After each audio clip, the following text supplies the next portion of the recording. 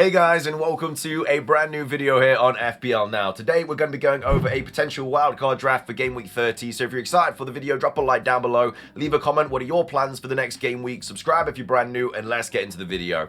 So starting things off, this wildcard is probably going to get changed quite a bit once we know the FA Cup results. This is basically taking into account the results we're expecting to happen, but there are quite a few tough games in the FA Cup this weekend, so it's really hard to say which way it's going to go. But again, if you are wildcarding this week, just remember that you're going to probably be changing it after you get the results and stuff. But anyway, let's take a look at the goalkeepers and the back line. So in goal, we do have Raya and Areola. Raya, just a solid goalkeeper. He's averaging a clean sheet like every other game right now, which is really nice. And obviously, Arsenal have got some pretty good fixtures coming up as well. Fulham at home, Brentford at home, Ipswich away, Palace at home, Everton away, all in the next 5, all games where they could easily keep a clean sheet. He's a little bit more pricier than your other sort of goalkeepers, and of course, there's going to be goalkeepers that are definitely doubling and stuff, like whether you go for the Newcastle goalkeeper or the Crystal Palace goalkeeper, whatever. But as of right now, I just think Raya is a very, very safe pick. Also gone Areola as well for the backup goalkeeper. West Ham are likely to double, but again, we just don't know. So it's quite nice having a West Ham goalkeeper there. Only 4.2 mil. And also, as well as that, West Ham have got some pretty good fixtures in and around the kind of potential doubles as well. They've got that Liverpool away fixture coming up, but then straight after is Southampton at home. So don't mind the Areola pick and the Raya pick. So those are the goalkeepers, but again, could easily change once the FA Cup results do drop. At the back, we've got Kirkes, who's got Ipswich at home. We've got Munoz, who's got Southampton away. Livramento, who's got Brentford at home. I'm not sure how to pronounce his name. Agbadu, I don't know how to pronounce his name, but basically there's a Wolves player that's only 4 mil, and he's been playing a lot more recently, and I think he's going to be a nice little pick, especially with the fixtures coming up as well. And they've also gone Gvardiol as well from City. Again, City, another team likely to double, but again, depends on those FA Cup results. But I do really like Gvardiol this week anyway. They've got Leicester at home, which is right now probably the best fixture you can get in the league right now, just simply because Leicester, I mean, they've not scored in like 8 or 9 games. Knowing City's look, they're going to go and break that curse by scoring against City at the Etihad. But no, I think it's a pretty safe clean sheet this week for Gvardiol. There are other options, well, like you could go Lewis or something. I just think that Gvardiol is a much nicer option. He's a bit more expensive, but you know he's going to play, and as well as that, he is, I think, the top scoring defender this season as well in terms of actual goals. So that's the back line there. Livramento obviously is guaranteed to have that double game week coming up with the injuries to like Lewis Hall and stuff, and the other injuries to the back line. You're pretty confident that Livramento is going to be starting every single game now going forward. I mean, he's pretty much been starting every game anyway. If I just take a look at his his player information, yeah, I mean, a couple of mini subs here and there. You could go with Dan Burn if you wanted to just kind of like secure it a little bit more. I'm not sure how expensive. I mean, Dan Burn's even cheaper, to be fair. So you could go Dan Burn if you wanted to, because you know that he's going to be playing every single fixture. It is just that simply that Livramento may be a little bit more attacking, but obviously Dan Burn does have that threat on corners. Again, already spoken about the Wolves defender. Also got Munoz as well.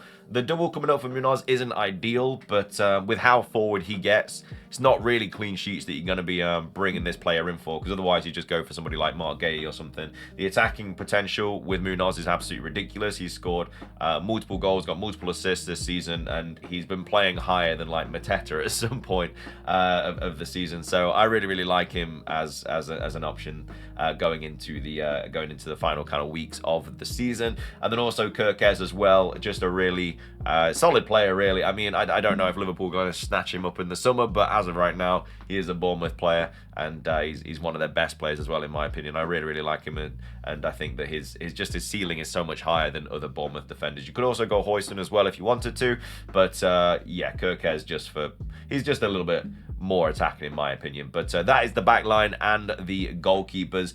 In midfield, we've got Kluivert, Sarr, Murphy, Salah, and Bowen. So Kluivert in there just because he's on penalties. Again, nice fixtures coming up. Does get rotated potentially with this FA Cup fixture and stuff. Who knows?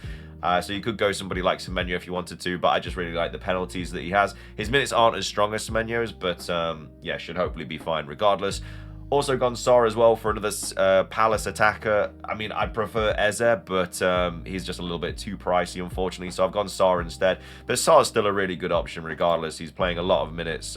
He's playing pretty much every single game. He's on the back of 2 double-digit returns as well. So if that's not confidence, then I don't know what is. Plus, he's got Southampton away next, which is obviously another really, really good fixture. I've also gone Murphy as well. We don't know what the situation with Gordon's going to be. He should be fine, but I mean, I know they play on like kind of opposite ends, but when there's a midfielder out, you know that there's always going to be a midfielder that kind of fills in that spot, and then maybe Jacob Murphy will go where he usually plays. But he's been playing most minutes anyway this season. He had an earlier sub against Forest, which was 69 minutes. But apart from that, he's getting you a solid like 70 to 80 minutes in every single fixture. With the double coming up as well, you just kind of want to be tripling up on Newcastle players with the with the 2 home fixtures that they have. So really like Murphy. Also Salah, just obviously down by default, has to be in the draft. I know that a lot of people maybe think that Liverpool kind of fell off it a little bit after obviously what happened with the Carabao Cup final and the Champions League exit, but Salah is still having the best season ever. So yeah, he has to be on this draft. And then I've also got Jarrod Bowen as well. West Ham again, likely to double, but of course if they don't, then you can always get rid of him for somebody else. But I think that he's a solid player going forward, especially if they do double. They've got Southampton at home coming up. They do have that Liverpool away fixture, but in that fixture you're going to be playing everybody else regardless. Like, you're going to be playing Sarr because he's got a double, you're going to be playing Murphy because he's got a double, and then you're going to be playing Mateta and Isak as well because they both got a double. So you're going to be playing like a 3-4-3, and then you're going to play Salah and Kluivert anyway, so it's not even like you need to play Bowen that week. So that's the only tough fixture they really have out of all of those. But yeah, Bowen's probably like their best player at the moment, and yeah, he's having a decent season. He's having an okay-ish season, but with the potential doubles coming up and the Southampton at home fixture, really, really nice for Jarrod Bowen, in my opinion. But that is the midfielders, the defenders, and the goalkeepers. And then up top, it basically writes itself. I don't think there's going to be a wildcard draft that you see that does not have these 3 players up top. Haaland, Isak, Mateta. Isak double coming up. Again, probably going to be triple captained quite a lot in that game week as well, in game week 32. Mateta also has a double coming up. He's been cleared to play in the FA Cup as well, so you don't have to worry about that concussion injury. And then Haaland as well, very, very likely to double, and also has Leicester at home this week as well. So I mean, there might be a couple of other strikers thrown in there instead, but I think that's honestly the most solid 3 that you can have to attack the doubles, and they're all on penalties, and I just don't see why you'd really go without them. Obviously, having Salah and Haaland does kind of hinder the rest of the team. You could, as I say, always downgrade Gvardiol to a different potential City player like a Lewis, and then use that money to upgrade somebody else. But I just think that Gvardiol is kind of worth the money, and I think he's definitely going to reward his owners if you do stick with him. But yeah, triple Palace, triple Newcastle, double City. Like I say, it's hard to kind of predict what these fixtures are going to be, because the FA Cup is a very, very solid. It's a very, very solid quarterfinal. It really is. Like, you've got Forest against Brighton. I mean, we just beat them 7-0 at home, so they'll want revenge. So I don't really know which way that's going to go. Obviously, City, Bournemouth, probably the hardest one to tell, because Bournemouth have been really good this season. City have been off it this season. Aston Villa's probably a little bit easier to call, and there's no Villa players in this draft, obviously, but you could always bring in a Rodgers or something instead of like Kluivert or something if you really wanted to.